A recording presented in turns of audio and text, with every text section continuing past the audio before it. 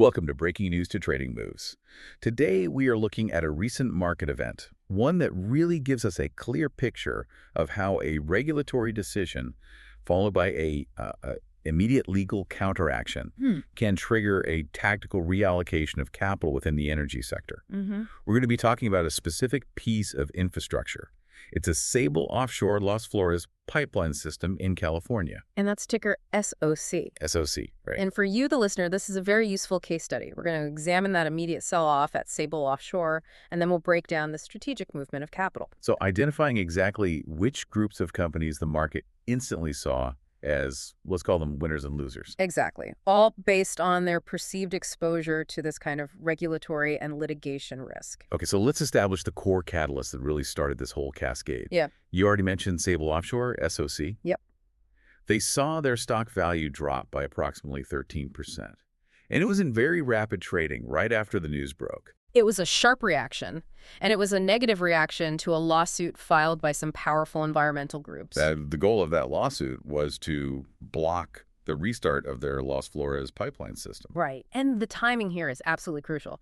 This was not some random filing that came out of the blue. Okay. Just days before all this market turbulence, a federal regulator, PHMSA, that's the pipeline, and Hazardous Materials Safety Administration.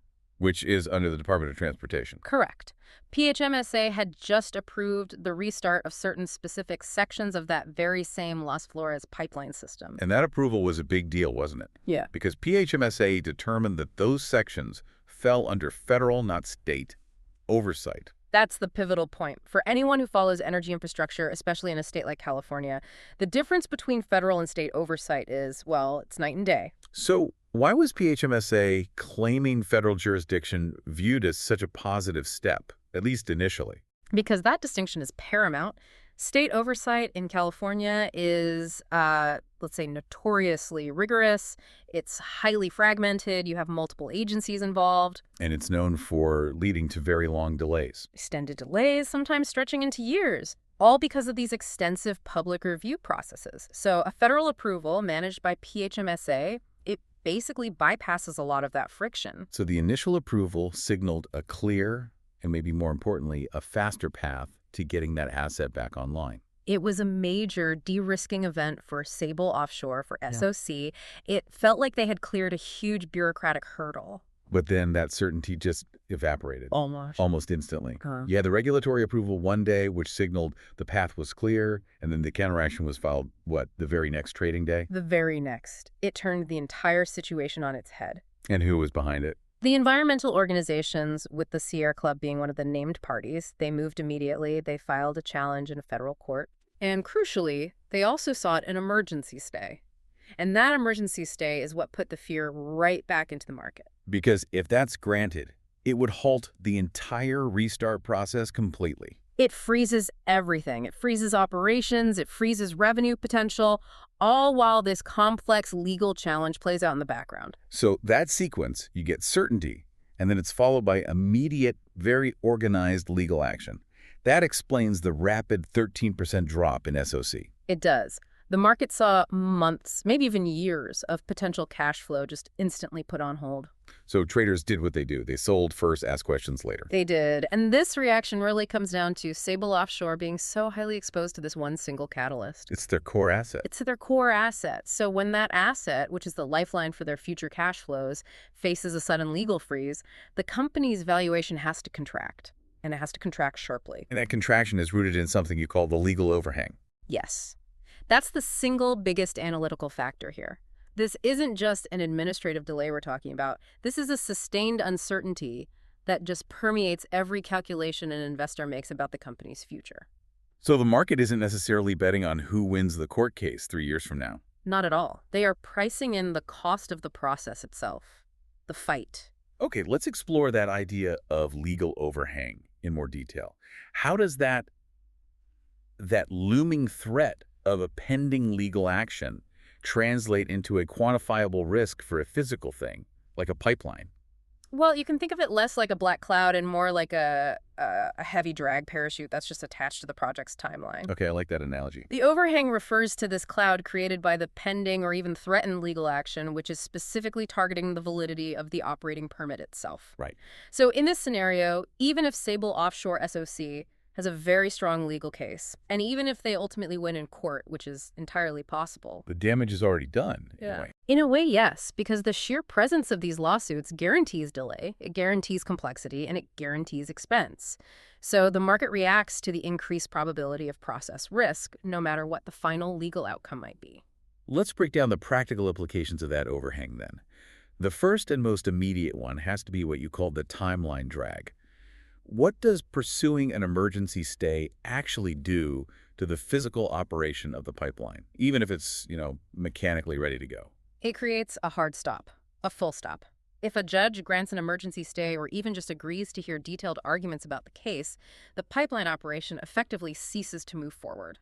So the company can't proceed with its mandated pre-start steps. Exactly. For example, they might be preventing from conducting final pressure testing, or line packing, or introducing the actual product into the system. So what does that mean in simple terms? It means that Sable Offshore is spending capital. They're spending it on upkeep, they're spending it on legal defense, but it is generating zero revenue from that asset. So the asset is ready, but it's legally immobilized. And every month that passes under legal scrutiny just pushes back that start date, which has to hit the project's valuation. Precisely. For an energy infrastructure project, the valuations are built on discounted cash flows, right? Spread out over decades. But every quarter of lost operating revenue at the very beginning of that timeline is highly material to the project's net present value. And this litigation, it rarely just ends cleanly, does it? No. It often demands additional external studies, new environmental impact assessments, maybe new geotechnical reports, and those studies themselves take months to schedule and complete. So the timeline drag compounds on itself. It really does. Legal action leads to mandatory administrative action, which then takes even more time. It's a chain reaction of delays. The second implication you raised was compliance costs. Now, legal defense is obviously expensive, but how does the litigation itself force the company to spend more on the regulatory side of things?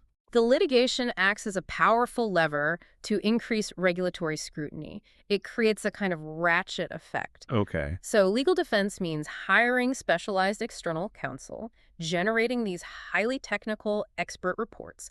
That's a direct increase in SG&A expenses, which hurts the bottom line immediately. Right. But beyond that, when environmental groups file a lawsuit and they're focusing on specific issues like structural integrity or flaws in the initial environmental assessment, the regulatory bodies themselves, like PHMSA, they become much more cautious. Sure. They don't want to be seen as just rubber stamping a controversial project that later fails. That would be a black eye for them. Exactly. So they might impose new, more stringent conditions on the operating permit even while the lawsuit is still pending. Which means Sable Offshore has to spend even more money. A lot more money. They have to dedicate substantial funds to continuous regulatory compliance. They might have to implement enhanced monitoring systems, conduct more frequent defensive reporting, maybe even redesign certain operational protocols.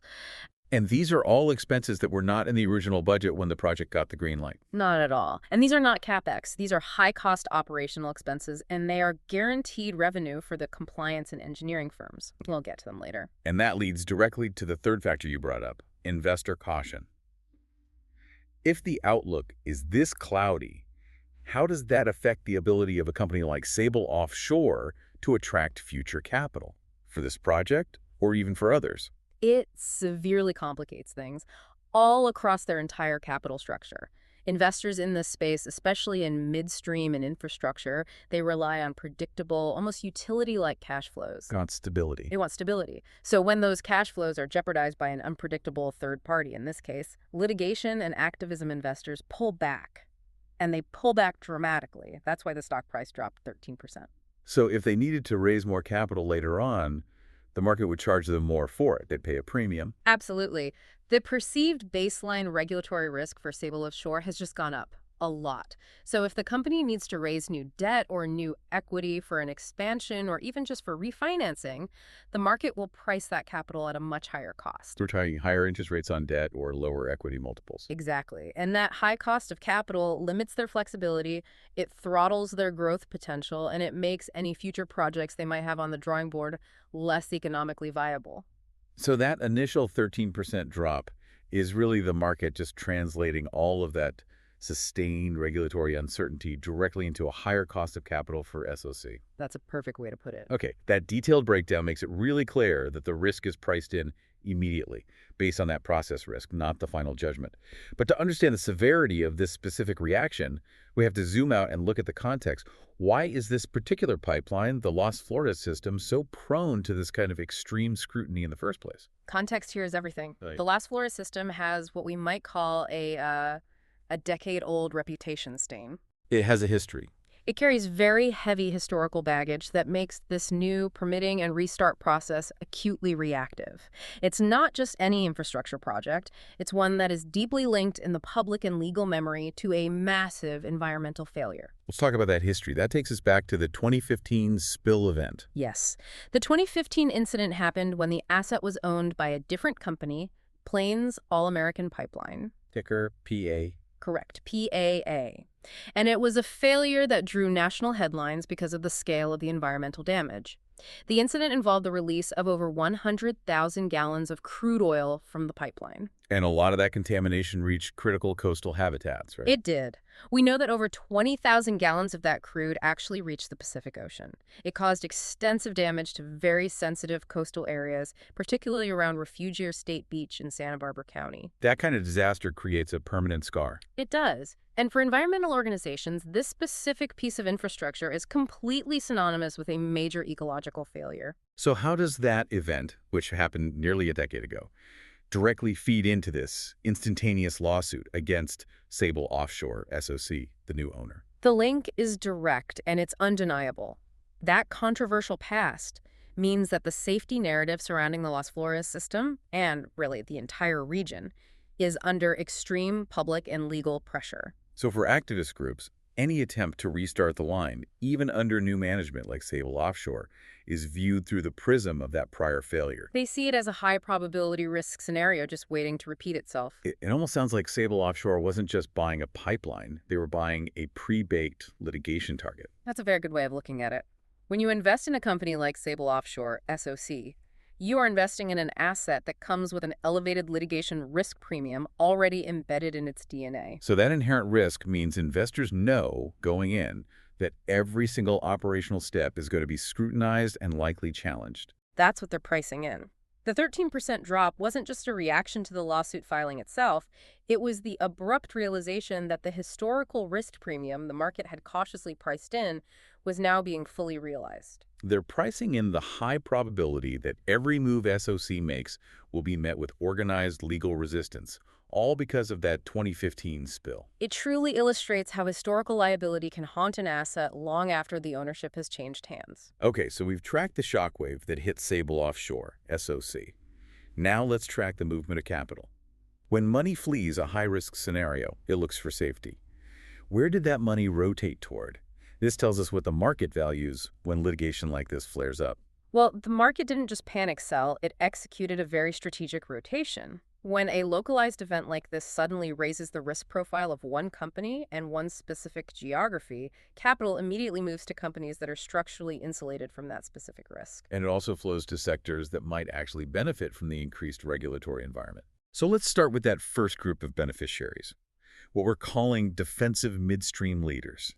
When a project like Las Flores gets tangled up in court, why is the knee-jerk reaction to rotate toward these giant, diversified operators? Because diversification is the ultimate structural defense against this kind of headline risk. You look at the names that benefited.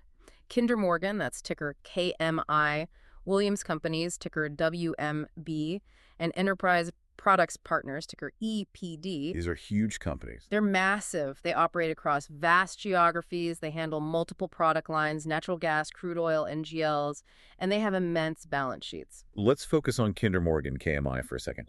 You mentioned that a delay in California barely registers on their P&L. How does their broad asset footprint operationally hedge them against this specific California problem? Well, Kinder Morgan's infrastructure is just enormous. They are heavily invested in natural gas transmission, which carries a fundamentally different and often lower legal risk profile than crude oil pipelines, especially in sensitive areas. So a small crude line delay on the West Coast, while it's a huge problem for that region, it has an almost non-existent proportional effect on KMI's overall earnings. Their revenue comes from long-term, fee-based contracts spread across pipelines, terminals, storage facilities from Texas to New York.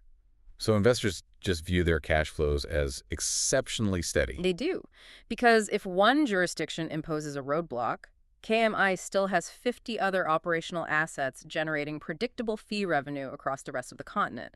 They're simply too large and too diverse to be moved by this single, localized friction point. They're the entire highway system, while SOC is just a single off-ramp. That's a perfect analogy. I see the insulation. But wait, doesn't KMI have its own large, politically sensitive projects?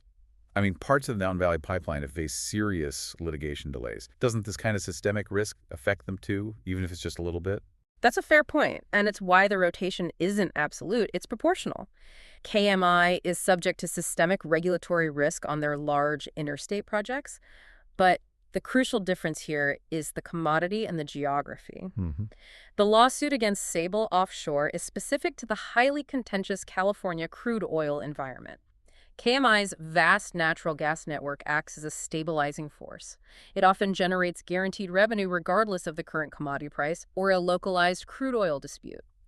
The market perceives KMI as having enough of an operational buffer to absorb that ongoing regulatory friction without a severe valuation hit. Not like a specialized player like SOC. Not at all. What about Williams companies, WMB and Enterprise Products Partners, EPD? They also saw capital rotate toward them. Williams Companies, WMB, is a major player, but they are primarily focused on natural gas gathering, processing, and transmission. So, again, a different commodity focus. A different focus. Their revenue stability is tightly linked to the long-term, nationwide demand for dry natural gas, which typically sees less intense legal opposition than crude oil transport, especially in those sensitive coastal regions. This inherent commodity difference makes them a defensive safe haven in the context of this specific crude oil litigation headline. Their cash flows are resilient because the underlying service-moving gas from the fields to the markets remains non-discretionary. That's right. And Enterprise Products Partners, EPD. EPD is similar in its scale and diversification, but also in its business structure. They are a master limited partnership, and they are prized for stable, fee-based cash flows. Generated from immense infrastructure. Immense infrastructure, largely centered around NGLs and crude oil export facilities in the Gulf Coast. Their strength is scale and their distance from the California regulatory quagmire. The market rotates toward EPD because investors are essentially betting that bureaucratic friction in California won't stop the broader national and international energy export market from operating. So they're geographically and structurally protected. They are. Okay, that brings us to the second group of beneficiaries. These are the firms that actually thrive when this kind of friction increases. Environmental compliance and engineering services. It feels a little counterintuitive, but it's a necessary trade for investors. Yeah. Why does more litigation translate directly into guaranteed demand for these specialized services? It goes back to that non-discretionary nature of legal costs we talked about earlier. When regulatory scrutiny increases, the volume of mandated administrative and project work just skyrockets.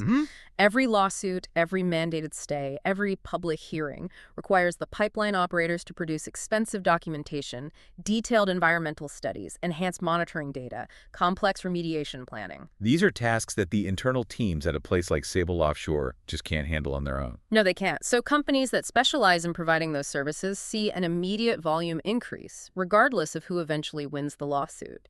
Their business model is insulated from the outcome because they are simply billing for the process. Who are we talking about here? Well, look at Tetra Tech. That's ticker TETEK, and AECOM, ticker ACM. These are massive global engineering, consulting, and project management firms. Okay. When a major pipeline owner faces litigation, the demands for defensive reporting, for federal court, and for PHMSA compliance, they just simultaneously require contracting out specialized expertise. So the court might demand, say, an independent third-party geotechnical survey to verify seismic risk. Or an enhanced biological assessment of a wetland crossing. Yes. And Sable Offshore, SOC, has to pay TTEK or ACM to perform this analysis simply to defend itself in court. That is the essence of the trade. These services transition from being discretionary spending to being mandatory, non-discretionary operating expenses. If the court or the regulator demands a new, detailed analysis of corrosion potential or a revised disaster contingency plan, the pipeline operator must contract TTEK or ACM to produce it. Just to comply and continue fighting the case. Right. So litigation risk, ironically, it guarantees revenue for the compliance industry. It boosts billable hours out of uncertainty. For these firms, increased friction equals guaranteed volume. Okay, now let's consider the third category of winners: industrial safety, monitoring, and controls. This rotation seems rooted in that 2015 spill history and the subsequent heightened integrity focus.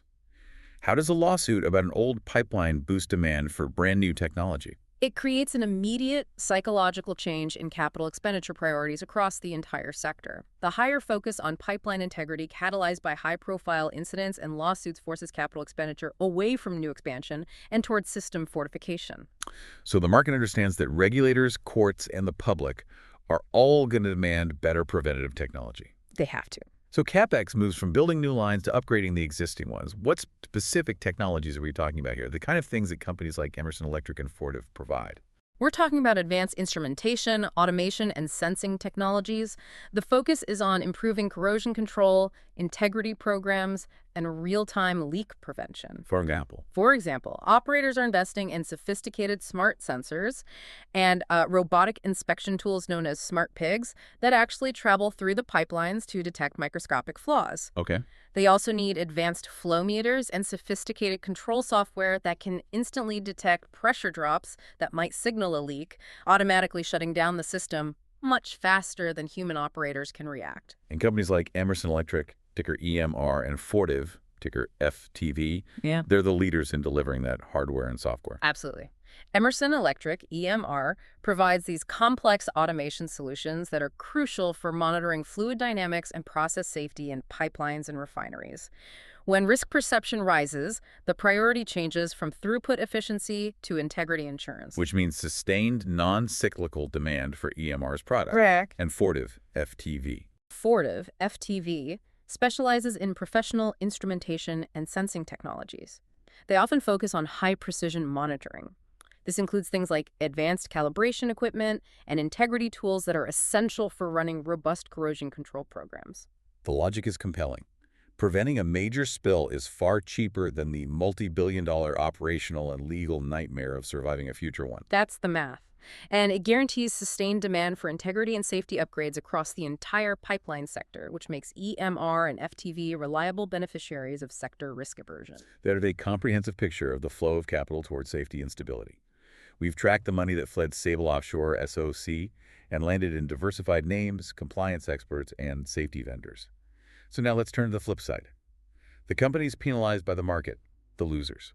These are companies hit by either direct exposure or increased investor sensitivity industry-wide. And this rotation is really driven by vulnerability. The Las Flores headline acted as a kind of measurement tool for regulatory risk, and it penalized anyone perceived to be operating in similar environments or those with similar structural weaknesses. The market starts assuming the worst-case scenario might become a precedent. Exactly. So starting with the most obvious grouping, California exposed or single asset leverage upstream names. Sable Offshore, SOC, is the direct target, but why do others suffer the same fate? Well, Sable Offshore, SOC, bore that massive 13% loss because it's the central subject.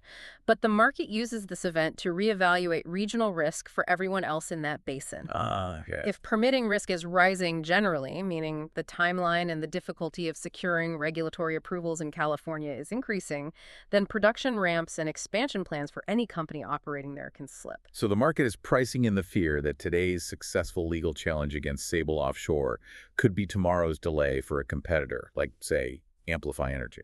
Precisely. Amplify Energy, that's ticker AMPY, has operations that are geographically and regulatory adjacent to this friction. So if environmental groups successfully challenge PHMSA's determination that the Las Flores line falls under federal jurisdiction, that legal strategy sets a precedent. It gives activist groups a powerful legal blueprint, and that makes securing any regulatory approval for any project in that same jurisdiction, the highly scrutinized California regulatory climate, a lot harder and slower for others in the industry. So the market anticipates that increased friction and preemptively sells off shares of companies like AMPY, contracting their valuation multiples immediately. That's the mechanism. This perception of rising regional risk immediately spills over into the next category. Midstream operators with higher perceived legal or permitting exposure. These companies weren't involved in the current suit, but the headline acts as a generalized alarm for the sector. It creates a sector-wide risk re-rating. Investors become immediately more sensitive to any company that already has a reputation for complex litigation or difficult permitting timelines. And this is where that historical context we discussed earlier really hurts a company like Plains All American Pipeline, PAA. It does. Plains All American Pipeline, PAA, was the prior owner of the Las Flores system during the 2015 spill. That historical context is essentially why the market still treats them as high risk, even though they sold the asset to SOC. It's like they're carrying an unwritten historical liability on their balance sheet that the market never lets them forget. That's a great way to put it. PAA carries the baggage of that 2015 incident. So when litigation surrounding that same pipeline system resurfaces, investors put PAA on a higher alert list for regulatory risk.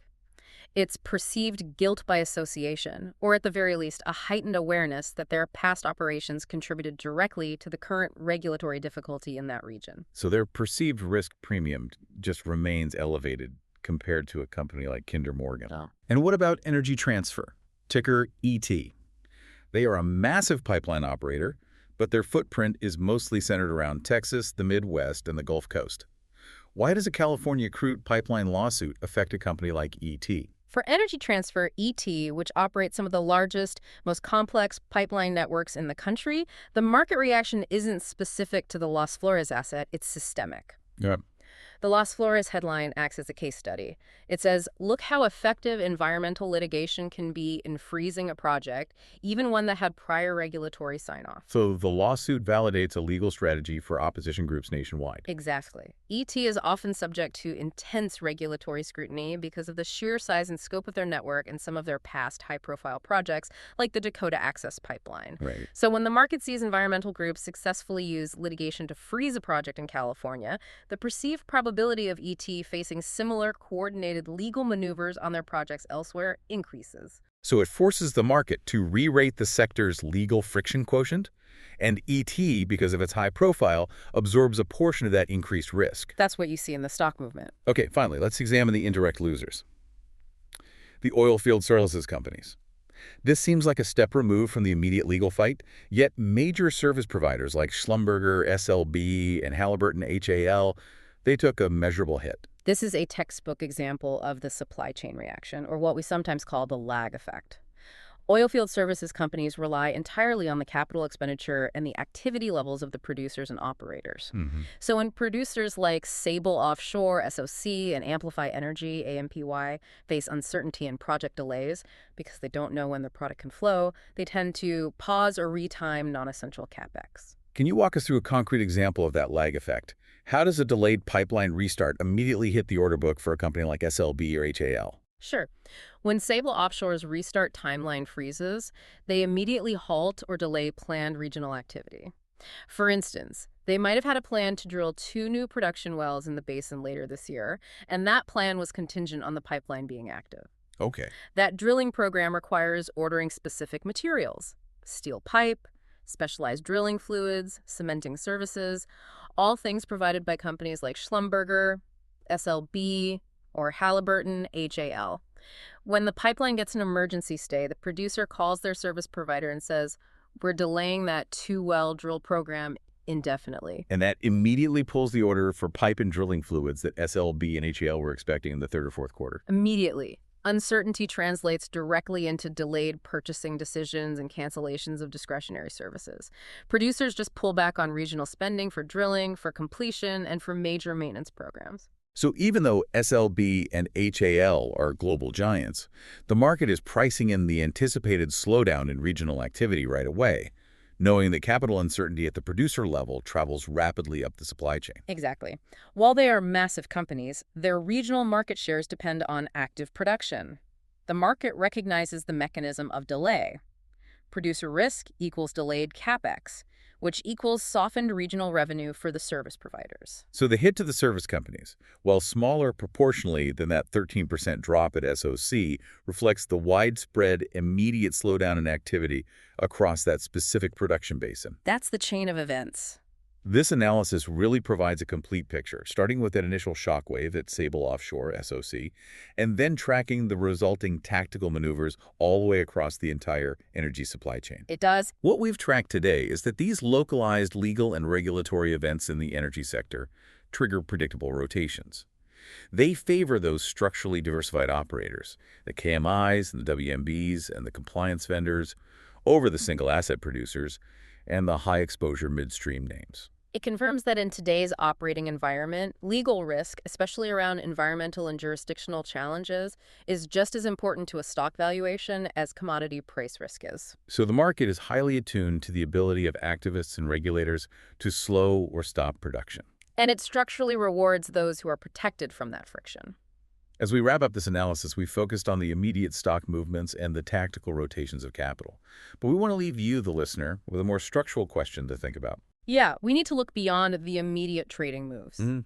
This type of sustained regulatory and litigation friction, it dramatically increases the long-term cost and viability of major energy infrastructure projects, particularly in these high-scrutiny regions like the West Coast. So the question is, does this environment where a single asset can be tied up in court for years ultimately make it so expensive and so risky to build and maintain critical infrastructure that it effectively limits who can even participate?